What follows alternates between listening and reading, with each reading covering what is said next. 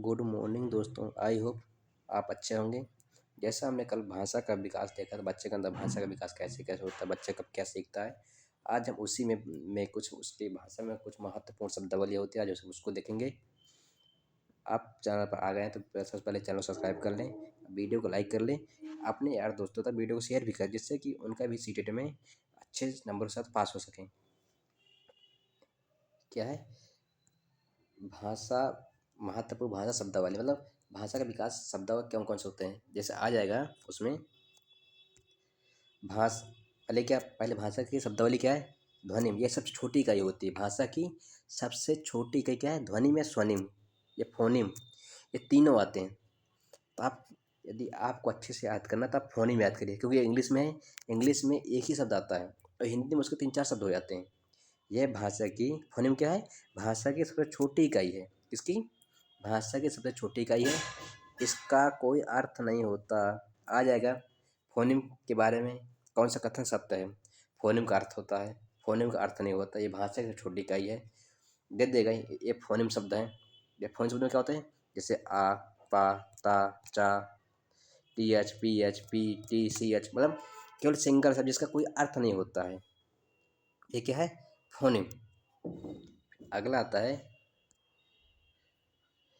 रूपग्राम या रूपिम, मॉर्फिम। ये भाषा की सबसे छोटी सार्थक इकाई है, मतलब वो भाषा की सबसे छोटी इकाई है, लेकिन वहाँ पर किसी भी शब्द का कोई अर्थ नहीं होता। लेकिन यहाँ पर ये भाषा की सबसे छोटी सार्थक इकाई है। कौन सी? स्वनिम क्या है? ये रूपग्राम क्या है? ये भाषा की सबसे छोटी सार्थक इकाई है। वहीं स्वनिम क्या है? वह भाषा की इकाई तो है, भाषा की सबसे छोटी इकाई है, लेकिन उसका कोई अर्थ नहीं होता। इसका अर्थ होता है जैसे पेन, हैट, जल, कल, परसों। दो शब्द होंगे जो जिनका एक सार्थक शब्द आता होगा। तीसरी क्या है? वाक्य विन्यास, सेंटेक्स। क्या है? सेंटेक्स। यह वाक्य की रचना बनावट से संबंधित है। मतलब यह वाक्य विन्यास क्या है? जैसे हम किसी भी शब्द का बनाते हैं, ग्रामर का भी प्रयोग करते हैं। जैसे वाक्य में कर्ता, कर्म, क्रिया का स्थान व्याकरण के अनुसार सही होना चाहिए। जब हम कोई वाक्य बनाते हैं तो क्या है? एक सेंटेक्स है। बोलते हैं सेंटेंस है, क्या है? सेंटेक्स क्या है? वही है वाक्य विन्यास। आपको दे देगा कोई सेंटेंस, ये भाषा की कौन सी इकाई में आता है, तब बताना होगा ये वाक्य विन्यास है कि रूपिम है कि स्वनिम है, क्या है। ठीक। अगला है अर्थ विन्यास। यह वाक्य के अर्थ से संबंधित होता है। भले ही वाक्य रचना से सही हो, लेकिन उसका अर्थ भी सही होना चाहिए। जैसे मेरी साइकिल बीमार है। अब बताइए इसका कोई अर्थ होता है? नहीं होता, गलत है। अब तुम्हारी साइकिल कैसे बीमार हो सकती है? ये मेरी साइकिल बीमार है व्याकरण दृष्टि सही है, लेकिन अर्थ की दृष्टि से क्या है? गलत है, क्योंकि साइकिल बीमार नहीं हो सकती है, सजीव ही बीमार होते हैं। इसलिए इसका एक अर्थ विन्यास होता है। इसे क्या बोलते हैं? सेमेंटिक्स। क्या? अर्थ विन्यास। भाषा और विचार में कुछ महत्वपूर्ण मनोवैज्ञानिक रहे, उनके बारे में देखते हैं अभी इसी में। सबसे पहले प्रमुख भाषा सिद्धांतकार या भाषा विचार, इन्हें पहले सब आए थे जीन पियाजे बनाम ले वाइगोत्स्की। कौन होते हैं? जीन पियाजे बनाम ले वाइगोत्स्की। ये जीन पियाजे की पुस्तक है the language and thought of the child. क्या है? The language of and thought of the child. इनकी पुस्तकें आए थे सीटेट के अंदर। वही ले वाइगोत्स्की क्या है? Thought and language. अब देखिए जीन पियाजे कहते हैं पहले विचार आता है फिर भाषा आती है बच्चे के अंदर। क्या कहते हैं जीन पियाजे? पहले बच्चे के अंदर विचार आता है, फिर क्या आती है? भाषा। वहीं ले वाइगोत्स्की कहते हैं भाषा विचार में अलग अलग होते हैं, लेकिन 2 वर्ष के बाद दोनों एक साथ चलते हैं। क्या है? भाषा विचार पहले शुरू में अलग अलग होते हैं, 2 साल बाद दोनों एक साथ चलते हैं। इनके अनुसार पहले भाषा का विकास होता है, बाद में विचार का विकास होता है। और स्वयं से करना, सेल्फ टॉक, अहम केंद्रवाद किसके अनुसार है? जीन पियाजे के अनुसार। और निजवार्ता प्रमुख कहते हैं यह बहुत महत्वपूर्ण से बच्चा का स्वयं को निर्देशित करता है। एक और ले वाइगोत्स्की लेव वाइगोत्स्की के अनुसार भाषा कितने प्रकार 3 प्रकार की: सामाजिक वार्ता, निजी वार्ता और मौन वार्ता। मैंने ये आपको तीनों भाषाएं जीन पियाजे के अंदर पढ़ा दी पहले से। यह सामाजिक वार्ता कब होती है? 2 साल तक होती है, दूसरे से बात करना। और निजी वार्ता कब होती है? 3 से 6 साल तक बोलकर खुद से बात करना, सेल्फ रेगुलेशन। मौन वार्ता 7 साल से ऊपर होती है, जिससे मन में ही बात की जाती है। अगले भाषा के महान विचारधारा कहते हैं नोम चॉम्स्की। विचारधारा सहजवादी हैं। इनका सिद्धांत इनका मानना है कि बच्चे में भाषा सीखने की जन्मजात क्षमता होती है। इन्हें दिया है क्या होती है? बच्चे के अंदर भाषा सीखने की जन्मजात क्षमता होती है। इन्होंने क्या दिया है? LAD language acquisition device.